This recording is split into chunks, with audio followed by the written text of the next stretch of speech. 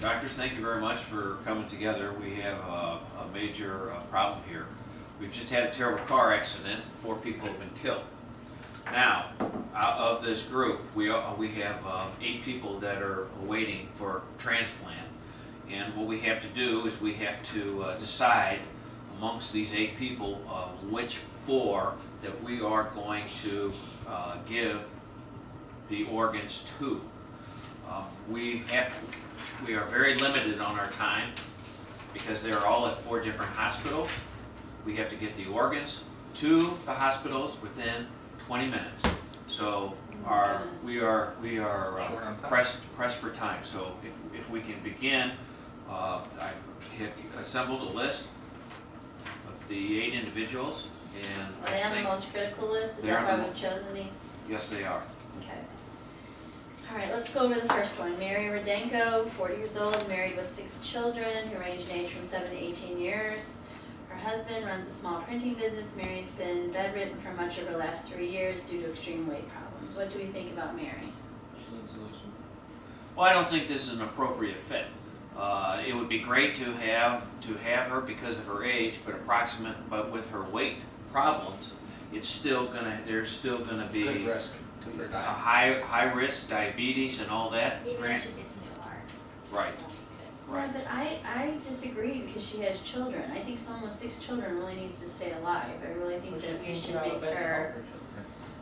I think maybe the reason she's been bedridden is because and has weight problems is because of her heart situation. Maybe once she gets her new heart, that would present her with a whole different place in life. That's a good point. Well, I agree with you there, but I think if you look at the other, if you do seriously though, if you look at the other, I disagree with the whole point of What's her your even thoughts? being on the critical list. Personally, I know she has 6 children. That's why she's on the critical list. She's young, 40 years old. She has a long life ahead of her. Right. you are putting too much strain on an overweight person, on somebody who's going to have future health problems. And you have other potentials, especially right now, potential individuals that have better scenarios that hopefully will not have more extreme medical. Yeah. And there's no guarantee that I this is going to totally work. disagree with that. I guess Okay, because well, I have children. why don't we see what the other? Okay, go on to the next Next one. person. Okay.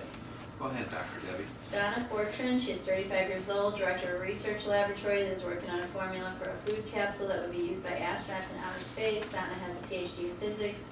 She's divorced and has no children. I don't think she's valuable, really. We found everything in space. Well, she's 35. Once again, she has a long lifespan ahead of her. She She has her PhD. She's smart. She better doesn't have any society. children, though, which I think is a factor. Okay, well then let's go to the next individual. I do believe though that what she's trying to accomplish is important. I think, I hate to say it, but I think her potential for the future is greater than, unfortunately, the mother With the weight problem. with the What do weight you think, problem. Emily? I just think that if she would get a new heart, she would still have major weight problems, so it's not going to do anything. She's going to. Oh, the first one? Yeah. You mean Mary? Okay. Yeah. What about Donna? What are your thoughts on Donna? I mean, she has a good. She's doing something. The other one's not. Yeah, but Person? yeah, I agree. I mean, I think that she would be a better candidate than the first one. Personally. Yeah. Okay, well, let's go down to Mike. Mike Carvana, he's 49 years old, an ex-convict. He was convicted for tax evasion, served 7 years. Since his release, he's become active in local politics and is especially popular in his neighborhood for his stance in minority rights. His political opponents accuse him of maintaining connections with the mafia. He financially supports 2 Russian orphans. Oh, this is a tough one. Very tough. I agree with his supporting the 2 Russian orphans, but I don't agree with the fact that he's doing it illegally. I have a really hard time with that. How do you figure he's doing it? Yeah, they're saying he has ties to the mafia, that would be Everybody. illegal. You can't look And, at everybody and everybody else ties to the mafia. no, that's not true. He's popular You in know, his so what neighborhood I'm for saying supporting is that minority no, rights. he has, what I mean by that is he has ties, connections. That's what I mean by that. How do I not know he has connections? He's a doctor.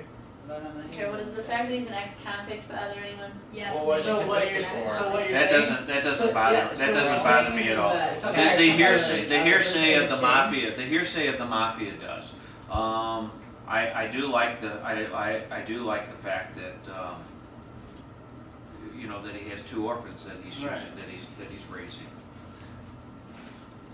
But then again, Okay. okay, let's see the next one, because we really are short on time. Let's see. Okay, Peter Green, 9 years old, he has an IQ of 160, he has exhibited significant antisocial behaviors and since witnessing the death of his little brother in a swimming pool.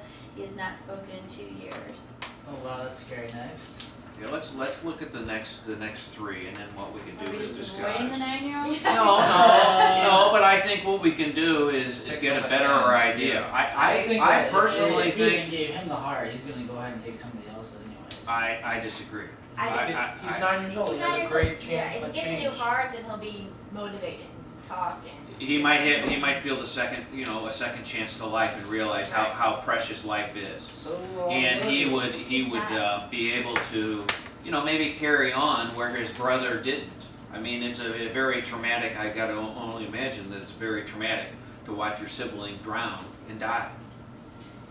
Okay, the next candidate is Terry McBride, 27, successful stockbroker, married, has no children. Her husband is partially paralyzed and confined to a wheelchair. He has a part-time job for a telemarketing firm.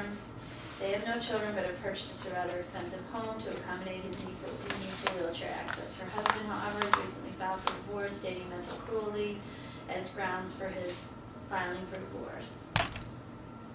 Well, there again, only one could imagine the strain and the stress on the family, on the 2 of them.